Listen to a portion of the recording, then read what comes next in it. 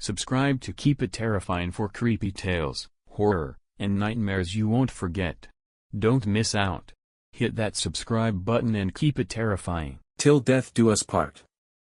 Part 1, The Proposal. Anton had always found solace in quiet places, libraries, antique stores, forgotten corners of museums. Maybe that's why he was drawn to Evelyn when he met her in that shadowed little bookshop at the edge of town, the kind of place that never showed up on Google Maps and always smelled faintly of lavender and dust. She had been standing in the far aisle, cradling a leather-bound volume with no title. When their eyes met, something passed between them, a current, sharp and invisible, like stepping over an unmarked grave. 6 months later, he proposed. Not with fireworks, nor fanfare, just a velvet box, a trembling question, and a pale gold ring in the garden of her family's estate.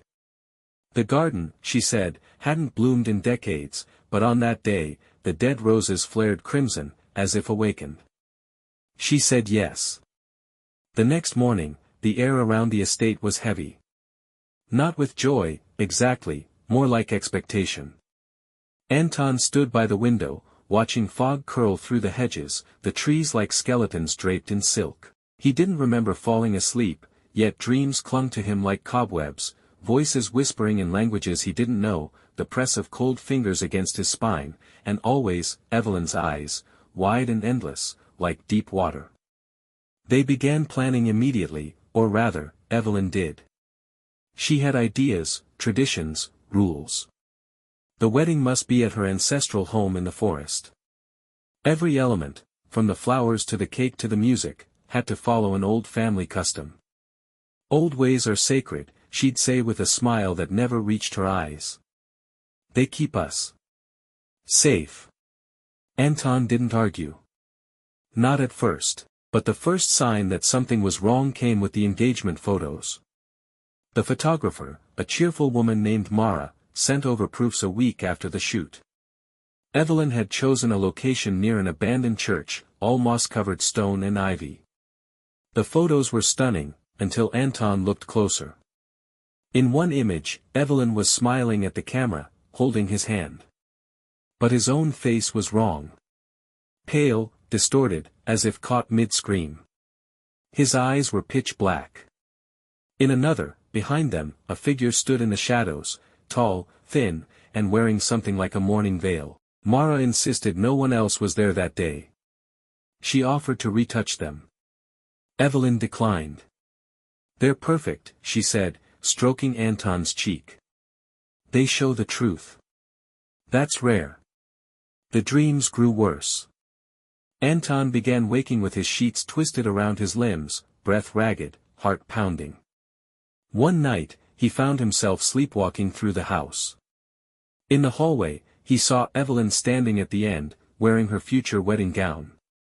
She didn't move, didn't speak, just watched him with hollow eyes until he turned and fled. The next morning, he found her in the kitchen humming a lullaby he didn't know but somehow remembered. "Have we met before?" he asked, only half joking. Evelyn tilted her head. "Not in this life." He laughed nervously. She didn't. As the wedding day crept closer, Anton began to feel like a guest at his own life. Plans moved without him.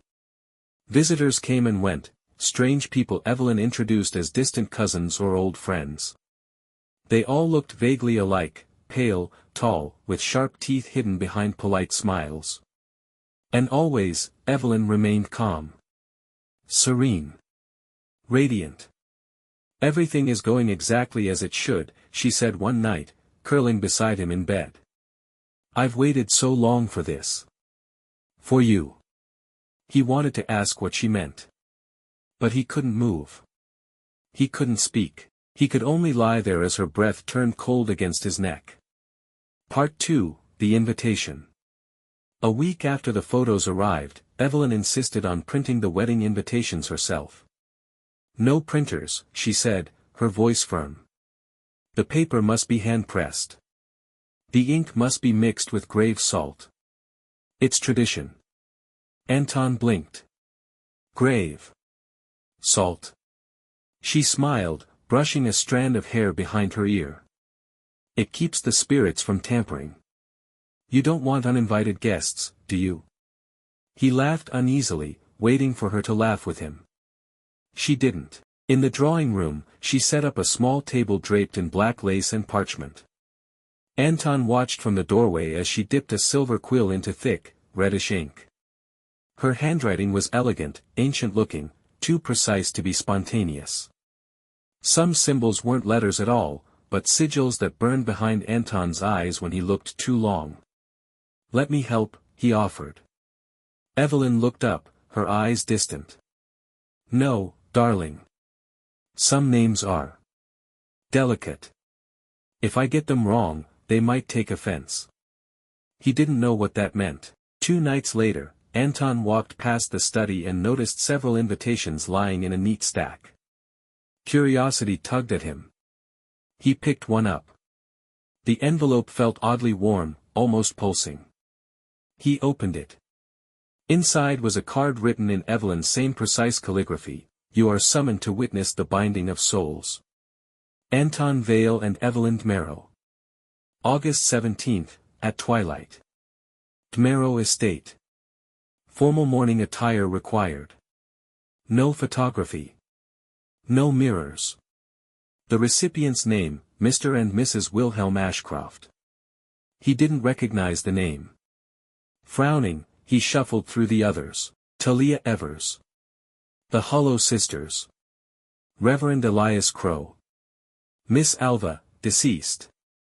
That last one made his breath hitch. He opened the envelope. The card inside was addressed, unmistakably, to someone who had died. Miss Alva Harrow. He remembered the name now. She was a childhood friend of Evelyn's, one who had supposedly drowned in a frozen lake 12 years ago. He confronted Evelyn. "Why are you sending invitations to people who aren't alive?" She looked up from her writing with that same unblinking calm. "Because they were promised a place. At the wedding." "At every wedding," she said gently. "They've earned it." "Evelyn, that doesn't make sense. They're dead." Her voice sharpened. "That doesn't mean they don't attend." Anton stared at her. He didn't recognize the woman in front of him. Not really. She looked like Evelyn, sounded like her, but there was something behind her smile now.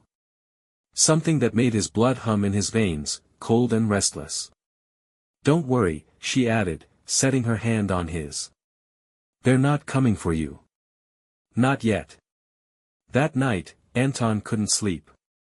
The dreams returned, only now they felt less like dreams and more like memories from someone else's life. He saw himself standing at an altar in a dark forest, branches forming a canopy above. He was older, maybe. Or younger. But it was him, and Evelyn stood across from him, in a gown made of veil and bone. Their guests were shadows with hollow eyes. He awoke to the sound of a knock. Bleary-eyed, he opened the door to find a small man in a dark 3-piece suit standing on the front step. He held a letter and a bouquet of wilting black roses. "For the groom," the man said in a papery voice. Anton took the envelope. The name written on it, Anton Vale.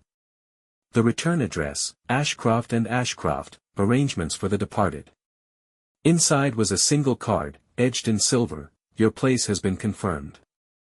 We look forward to your binding, Mr. Ashcroft." Anton staggered back, heart hammering. But when he looked up to question the courier, the man was gone.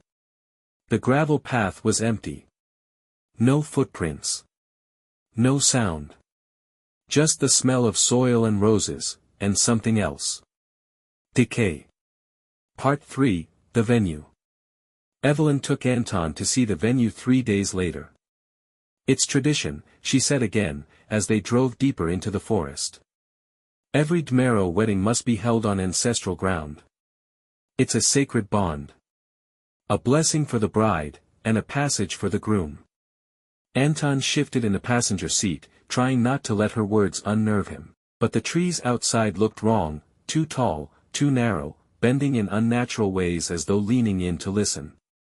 The gravel road narrowed to a single lane, choked by vines and mist.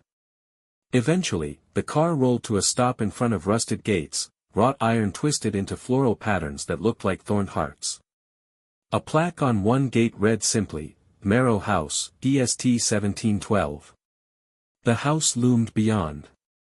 It was a vast Victorian mansion, its walls grayed by time, shutters hanging like broken wings, ivy clawing its way across the stone. A single turret stretched skyward like a finger pointing to something no longer there. Despite the decay, the structure felt alive. Breathing. Waiting. Evelyn didn't seem to notice. She led him inside with a rusted key, the heavy front doors groaning open like lungs inhaling.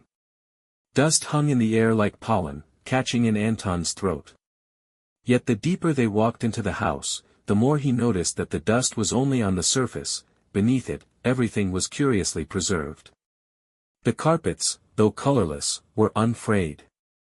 The portraits still hung straight on their nails. The chandeliers swayed gently, though there was no breeze. The house remembers, Evelyn whispered. It knows we're here. Knows me? She smiled. Of course. You've been here before. Many times. Anton stopped walking. No. I haven't. Evelyn touched his arm gently. Not you. Not in this skin. But echoes leave stains, Anton. You can't bleach out blood if it's in the bones. His head spun. They toured the rooms, ballrooms with broken mirrors, dining halls with long tables set for feasts that would never come. In the main parlor, a fireplace still held half-burned logs. Evelyn claimed it hadn't been lit in 70 years. Anton didn't ask how she knew that. The final stop was the cellar. The stairs creaked with each step, the air growing colder, thicker, metallic. Anton's foot struck something on the bottom stair. A snapped chain. The basement was cavernous, lit only by the flickering lantern Evelyn held. As they moved, Anton's hand brushed the stone wall, and recoiled. It felt warm. Not heated, body warm. In the far corner stood an armoire, half-rotted and swollen with age. Help me open it? Evelyn asked. Inside were shelves lined with wedding albums. At least a dozen, each one worn, some bound in faded velvet, others in cracked leather. Dust swirled as Evelyn pulled one down and opened it to a page in the middle. Anton stared. The photograph was black and white, dated 1892. Evelyn, unmistakably Evelyn, stood beside a man who looked just like Anton, only his suit was older, his hair slicked back in a Victorian style. His face was pale. He didn't smile. Evelyn did. I don't understand, Anton said. Is this a great-grandfather? Evelyn's voice was soft. That's you. One of you. He backed away. What do you mean, one of me? There have been many, all named Anton. All chosen. Each binding must echo the last. She held the album open toward him. Look. And he did. Photo after photo. Wedding after wedding. All the grooms were different in the way shadows are different, some taller, some slimmer, but all bore his face. Some more clearly than others. All beside Evelyn. I think you should leave with me, he whispered. We need to get out of here. But she stepped closer, her eyes dark as candle soot. You never leave, Anton. That's not the kind of wedding this is. She took his hand. Her skin felt ice-cold now. And besides, she added, tilting her head, you've already said yes. Behind him, something groaned. A door that hadn't been opened before. A passage he hadn't noticed. From within came the sound of footsteps. Slow. Heavy. Coming closer. Anton turned to run. But the cellar had changed. There were no stairs anymore. Just stone. And shadows. And the sound of old wedding bells, ringing from beneath the earth. Part 4, The Dressmaker. Evelyn said they needed to make one more stop before finalizing the wedding plans. Every Dmero bride is fitted by Madame Grin, she said, brushing a strange bit of lint from Anton's shoulder as if clearing ash. She's particular. They left before dawn, driving through winding mountain roads, mist curling like fingers through the trees. The sun never quite rose, only a pale light crept across the sky, as though reluctant to touch this place. The town was small. No name on any sign. The streets were cobblestone, the buildings timber-framed and leaning, like they were exhausted from standing. Doors shut as Anton passed. Curtains twitched. They don't like outsiders, Evelyn said without looking at him. But they tolerate guests of the bride. She stopped in front of a narrow building with boarded windows. A sign hung above the door, Madame Grin, seamstress, mourner, tailor of the bound. Evelyn didn't knock. The door opened inward before her hand touched the frame. Inside was darkness and dust. Ribbons of fabric hung from the ceiling like cobwebs, swaying slightly even though no wind blew. Mannequins lined the walls, some with stitched mouths, others wearing what looked like veils made from hair. Anton's skin prickled. Then came the voice. Dry. Hollow. Come in, little lovers. Come be measured. Madame Grin stepped out from behind a curtain. She was impossibly tall, her back hunched, her face long and wrinkled like melted wax. Her eyes were pale, almost milk-white, but fixed unerringly on Anton. Well now, she whispered. You've worn many shapes, haven't you?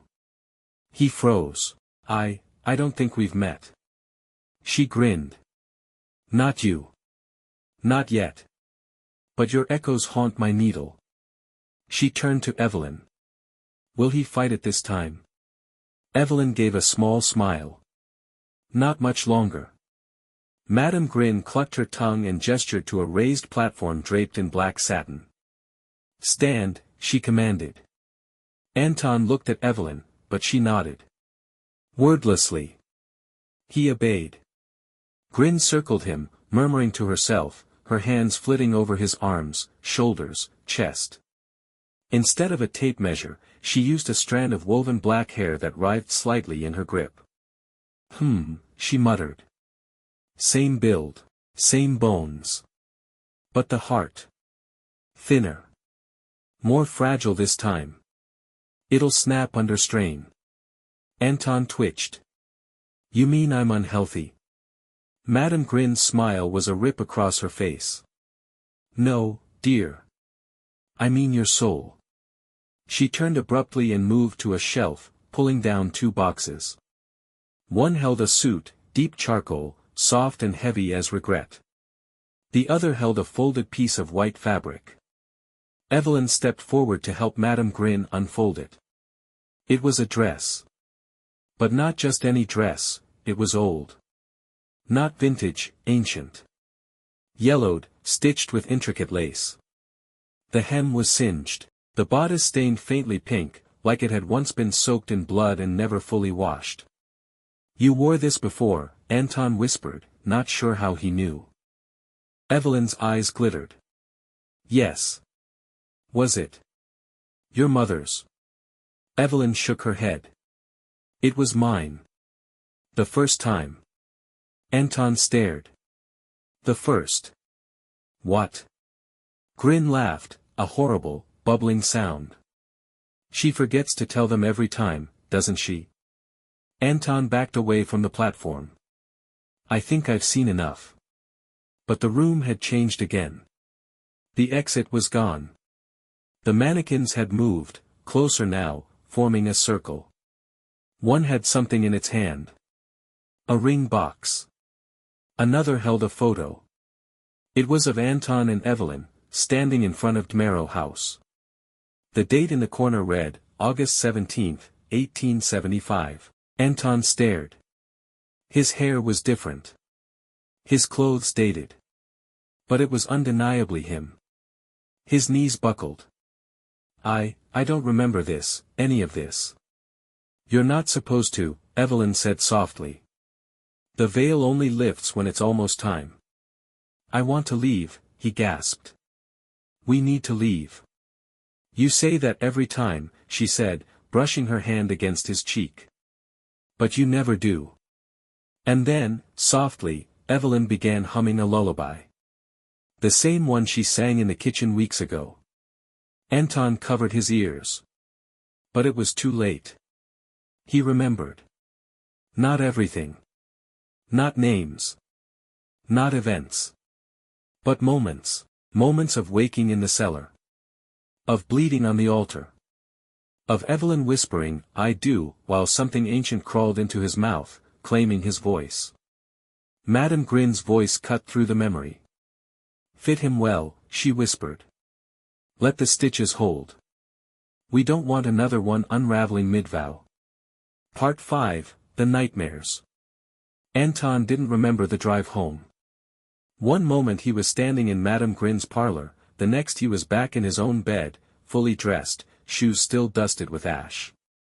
Evelyn lay beside him, eyes closed, humming faintly in her sleep. The same lullaby. Always the same. He didn't sleep again that night. He couldn't. Because every time he blinked, he saw flames. In his dreams, the wedding had already happened. He was standing at the altar, but his feet were burning. Literally. Fire licked up his trousers, yet he didn't move. Couldn't. Evelyn's face looked beautiful, radiant, glowing, until he looked into her eyes. And saw nothing. Not emptiness. Not darkness. Nothing. As if there had never been a soul behind them at all. Then the veil lifted. And beneath it was not Evelyn. The face was stretched. Ancient. Lips split open in a smile too wide, revealing rows of yellowing teeth that pulsed as if alive. Her voice came from all directions at once. Forever, beloved. Forever and ever and ever. He screamed. He tried to run. But he couldn't. Because he wasn't standing anymore. He was lying on an altar made of bone. And something was lowering a ring onto his tongue. Anton jolted awake, sweating, heart pounding, throat raw. He stumbled into the bathroom, turned on the light and stared at himself in the mirror. He looked like he hadn't slept in days. Except. That wasn't the same reflection. It moved too slowly. Like a lagging video. When Anton turned his head, the image caught up a half-second later. Its eyes twitched when his didn't. And then it smiled. He threw the towel over the mirror and backed out of the room. The next morning, Evelyn acted like nothing was wrong. She made tea. She showed him seating charts. She held up swatches of veil fabric and asked which one felt more binding. Anton barely responded. His thoughts felt like they weren't his anymore. Like someone else was inside his head, watching with him. He went to town, needing fresh air, or noise, or a reality check. He got none of it. Everyone he passed on the street gave him strange looks. Not unfamiliar, concerned. People moved aside when he walked past, some whispering behind gloved hands. A child pointed and asked her mother, "Why is he glowing like a candle?" At the cafe, he asked the barista for a coffee. The girl stared at him. "You came in yesterday," she said. "You asked for the same thing. But you were older." Anton frowned. Older how? White hair. Wrinkles. Same voice, though. She looked him up and down. Same clothes, too. He left without ordering. Back at home, he did what he should have done weeks ago. He opened his laptop and searched, Evelyn Marrow birth record. Nothing. Then he searched, Marrow family tree. The page loaded slowly, then listed 3 names. Elias Marrow, deceased 1789. Lilith Marrow, deceased 1824. Evelyn Marrow, status, unconfirmed. No birth. No death, just unconfirmed. Then he searched his own name. There were 5 entries for Anton Vale. All different birth dates. All listed as missing, presumed dead. The oldest was from 1876. He clicked on it. A newspaper clipping appeared. Local man Anton Vale disappears from Dmero estate after accepting engagement to Evelyn Dmero. No body was found. Bride declined to comment. His stomach dropped. The next record? 1892, Anton Vale missing on wedding night. Evelyn Dmero once again unavailable for questioning. Another, 1919, Anton Vale disappears. Last seen entering woods near Dmero house. Another, 1953, Anton Vale listed as mentally unstable by family before vanishing near the Dmero property. The most recent one was dated August 17, 2005. The headline, Local teacher Anton Vale missing. Engagement to unknown woman confirmed by neighbors. Bride never identified. The photo was him. Same face. Same eyes. But older. Anton slammed the laptop shut, chest heaving. In the hallway mirror, his reflection was already standing before he turned around. Part 6, The Rehearsal. 2 days before the wedding, the guests began to arrive. They came in black carriages drawn by silent horses, emerging from the forest mists as if conjured. Some wore veils. Others wore smiles too wide for their faces. None of them knocked. They simply entered, walking into the Dmero estate like they had always belonged there. And maybe they had. Evelyn greeted each one by name. Even the ones who didn't speak. Even the ones who didn't appear to be breathing. Anton stood at the top of the stairs, watching from above. He tried to count them. 27. No, 33. But every time he blinked, the number changed. Some had eyes like glass marbles. Some had none at all. He searched for his own guests. Friends. Family. Only 2 had confirmed they were coming, his best friend, Jonah, and his cousin Marla. The others had sent last-minute regrets, emergencies, illness, silence. But when Jonah and Marla arrived, they both looked off. Marla kept glancing at the guests and whispering, "Why are they so quiet?" Jonah didn't say anything at all. Just stared at Evelyn like a moth circling a candle, his pupils wide and still. That night was the rehearsal. It was held outside, in the overgrown garden where the roses had bloomed the day of Anton's proposal.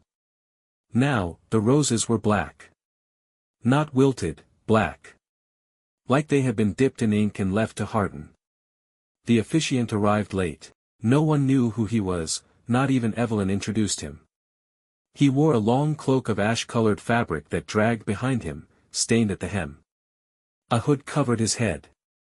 His hands were skeletal, yellowed like old paper. When he spoke, his voice sounded like rust falling from a blade. Let the binding rehearse.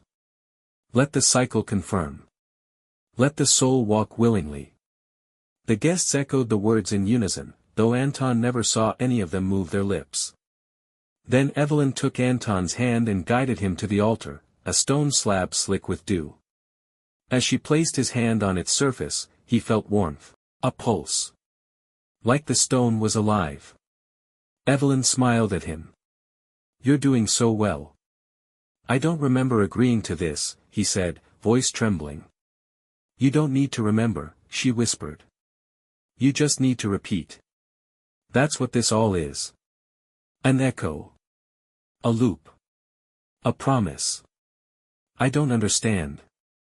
"You don't need to," said the hooded officiant, interrupting. "You need only say yes." Anton tried to step back. The ground shifted beneath him. Not a metaphor, literally. The grass behind him became mud. Then bone. Then nothing. Just a void that smelled of lilies and rot. He turned to Jonah. "You see this, right? This isn't normal. This isn't a wedding. It's something else." Jonah opened his mouth. And a swarm of flies spilled out. Anton stumbled back in horror. Marla screamed, but her voice came out muffled, like she was speaking from underwater. She turned to run. And vanished. No sound. No puff of smoke. She simply ceased to exist. The guests returned to their places without reaction. Some sat. Others stood. One climbed into a tree and remained there, motionless, watching. The officiant raised his hands. Again, he rasped. From the top. They forced him to rehearse the vows. Again and again. Each time, Evelyn spoke her part perfectly, her voice never wavering. Each time, Anton's voice cracked, faltered. But he always spoke. Something made him speak. A force in the air, in his own chest, that twisted his words into compliance. Until the final rehearsal. When he opened his mouth, but his voice didn't come out. Instead, something older did. Something that said, I return to you, my bride of blood. I return, unwhole and waiting. Anton clapped a hand over his mouth. The officiant nodded. The veil thins. The bound awakens. The garden lights blew out. In the darkness, Evelyn leaned in close, her mouth against his ear. You're almost perfect again. Part 7, The Mirror Room. The night after the rehearsal, Anton didn't sleep. Not because he couldn't. Because he was afraid he wouldn't wake up again if he did. He wandered the halls of Dmero House like a ghost in his own story, searching for something, answers, escape, memory. He passed doorways that hadn't been there the day before. Paintings that changed when he looked away. In one, Evelyn stood alone in a wedding gown, holding a bouquet of thorns. In another, he stood beside her, except half his face was missing, bone glinting where skin should have been. Finally, he came upon a door at the end of a hallway that hadn't existed hours earlier. The knob was ice cold. Carved into the wood in curling script were the words, The Room of Mirrors. Past infinity, present infinity, future. He opened it. Inside, there was only candlelight, and mirrors. Dozens of them. Floor to ceiling. Some full length, others no larger than a locket. All facing inward. None cracked. None dusty. All clean. Waiting. As Anton stepped inside, the door clicked shut behind him. The air was thick. Electric. And then, movement. The mirrors flickered. Reflections rippled like disturbed water. He expected to see himself 100 times over, but he didn't. Instead, he saw other versions of himself. Standing at other altars. In other eras. Some in black tuxedos. Some in military dress. Some in tunics or hand-sewn coats from centuries past. All of them with Evelyn. In every mirror, she stood beside him. Sometimes smiling. Sometimes crying. Sometimes not looking human at all. In one, she held his hand as flames rose around them. In another, she kissed him while he bled out from a wound in his chest. In the largest mirror, the one directly ahead, he saw himself screaming. Mouth wide, eyes wild. But his reflection was smiling. His body began to tremble. His knees locked. Something deep inside him stirred. Something not his. From behind, he heard a voice. Her voice. You asked once if we'd met before, Evelyn said, stepping into the room without a sound. You were so sweet. You always are. Anton turned. What is this place? It's your story, she said. The one you forget. The one you live over and over. Why me? He choked out. Why not someone else? Evelyn touched the largest mirror. The one where he screamed. Because your soul always finds me, no matter what vessel you wear. No matter how far time stretches. You return. You always return. That's not love, Anton said. That's a curse. She smiled softly. It's both. But I'm not the one who started it. Anton's blood ran cold. What do you mean? You were the first, she said. The first to promise. To bind. Long ago. You found me. Saved me. Loved me. Died for me. I never. You did, Evelyn whispered. But you don't remember. None of them do. Not until it's too late. She stepped aside. A new mirror appeared. In it, a younger Evelyn stood over a grave. Crying, screaming. Lightning flashing in the distance. She held a book in one hand, bound in skin. A ritual book. She was begging something to bring him back. And it had. But wrong. Twisted. Bound by blood. Anton gasped. You raised me. I called you, she said, voice barely audible. I brought you back. But I wasn't ready. I didn't know what would come. So it came again. And again. And again. You're not human, he said. Evelyn's eyes glistened. Not anymore. She stepped toward him. But I remember every Anton. Every promise. Every kiss. Every vow. I want out, he whispered. I want to break the cycle. You can't. Her voice cracked. That's not how this ends. He turned to run. But the mirrors closed in. The room tightened. And every version of himself screamed at once. A deafening chorus of voices, don't run. You'll only come back. The last thing he saw before everything went dark, was his own reflection laughing. Part 8, The Wedding Day. August 17th, twilight. The day of the binding. Anton stood before the mirror in the guest chamber of Dmero House. Not the mirror room, he hadn't gone near it since that night, but the small oval glass bolted to the wall. It showed him a reflection he no longer recognized. His skin looked off. Paper white. His eyes had gone dull, like candle wicks drowning in wax. His breath fogged the glass, though the room was warm. He touched his chest. There was no heartbeat. He tried again. Nothing. The suit Madame Grin tailored for him lay on the bed, charcoal gray, lined with silk that looked like spiderwebs. It smelled faintly of dirt. Something about the stitching seemed familiar. Not in detail, but in feel, like putting on something he used to wear in a different life. A knock at the door. He jumped. Then, a voice, time to dress, darling. Evelyn. He dressed in silence. Outside, the estate was transformed. Candles lined the garden path, flickering despite the lack of wind. Guests stood like statues. Every seat was filled. Yet no one spoke. Not a whisper.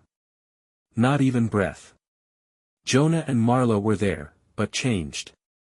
Jonah's face was a waxy mask, hollow behind the eyes. Marla sat perfectly still, hands clasped, lips sewn shut with golden thread. Anton stepped outside, and the music began. Not a violin. Not an organ.